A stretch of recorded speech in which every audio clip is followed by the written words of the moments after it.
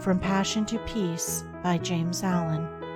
Chapter 4. Transmutation. Midway between the hell of passion and the heaven of peace is the purgatory of transmutation. Not a speculative purgatory beyond the grave, but a real purgatory in the human heart.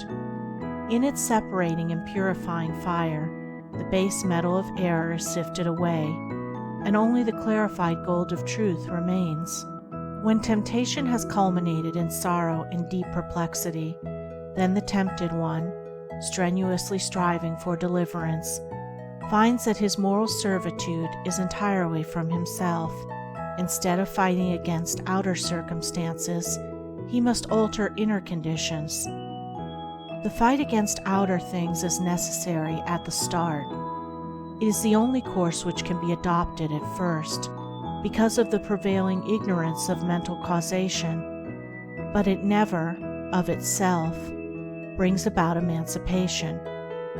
What it does bring about is the knowledge of the mental cause of temptation. This knowledge of the mental cause of temptation leads to the transmutation of thought, and the transmutation of thought leads to the deliverance from the bondage of error. The preliminary fighting is a necessary stage in spiritual development, just as the crying and kicking of a helpless babe is necessary to its growth.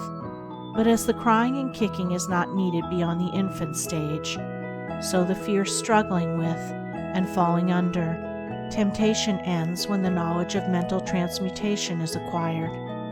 The truly wise man, he who is enlightened in concerning the source and cause of temptation, does not fight against outward allurements. He abandons all desire for them. Thus they cease to be allurements, and the power of temptation is destroyed at its source. But this abandonment of unholy desire is not the final process. It is the beginning of a regenerative and transforming power, which, when patiently employed, leads to the clear and cloudless heights of spiritual enlightenment. Spiritual transmutation consists of an entire reversal of the ordinary self-seeking attitude of the mind toward people and things, and this reversal brings about an entirely new set of experiences. Thus the desire for a certain pleasure is abandoned, cut off at its source, and not allowed to have any place in the consciousness. But the mental force which that desire represented is not annihilated. It is transferred to a higher region of thought, transmuted into a purer form of energy. The law of conservation of energy prevails universally in the mind as it does in matter, and the force shut off in lower directions is liberated in higher realms of spiritual activity. Along the saintly way toward the divine life, the midway region of transmutation is the country of sacrifice, the plain of renunciation. Old passions, old ambitions and thoughts are cast away and abandoned, but only to reappear in some more beautiful, more permanent, more eternally satisfying form. Valuable jewels, long guarded and cherished, when thrown tearfully in the melting pot, are remolded into new and more perfect adornments. Likewise, the spiritual alchemist, at first reluctant to part company with long-cherished thoughts and habits, at last gives them up to discover, a little later, to his joy, that they come back to him in the form of new faculties, rarer powers, and purer joys. Spiritual jewels newly polished, beautiful, and resplendent.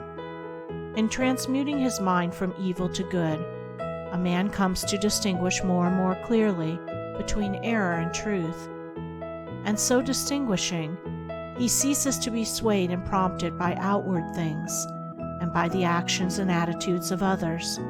Instead, he acts from his knowledge of truth. First acknowledging his errors and then confronting them with a searching mind and a humble heart, he subdues, conquers, and transmutes them. The early stage of transmutation is painful but brief, for the pain is soon transformed into pure spiritual joy, the brevity of the pain being measured by the intelligence and energy with which the process is pursued. While a man thinks that the cause of his pain is the attitude of others, he will not pass through it. But when he perceives that its cause is in himself, then he will soon pass beyond it into joy. The unenlightened man allows himself to be disturbed, wounded, and overthrown by what he regards as the wrong attitude of others towards him. This is because the same wrong attitude is in himself.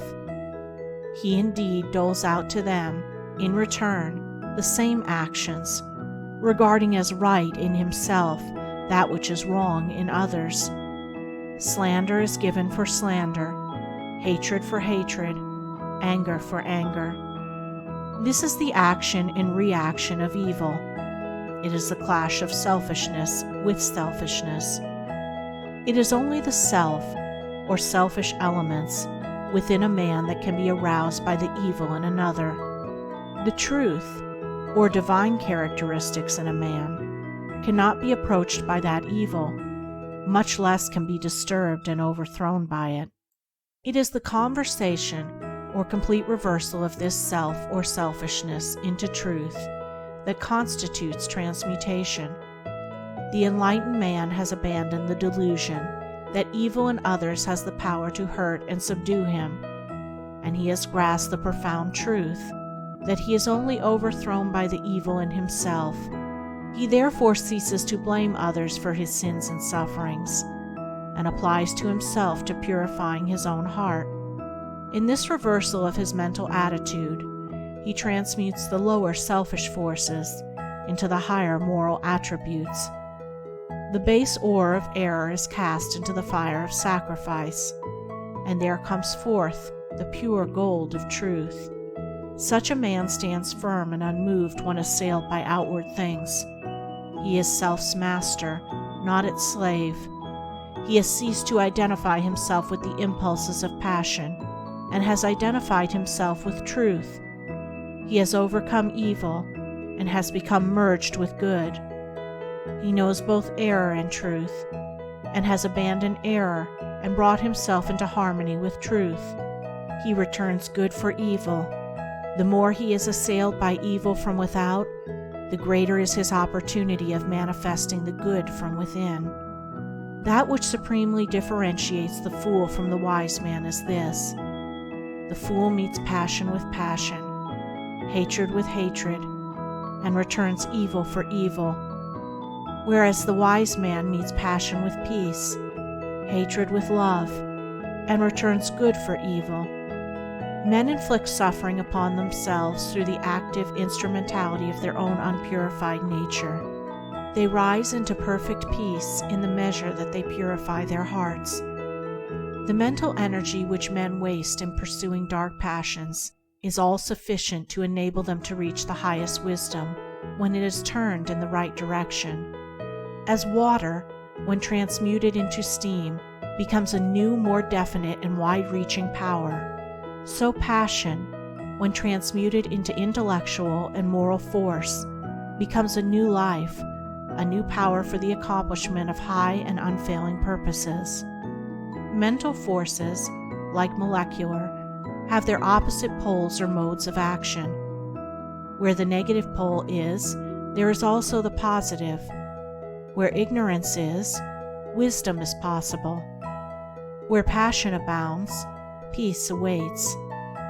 Where there is much suffering, much bliss is near.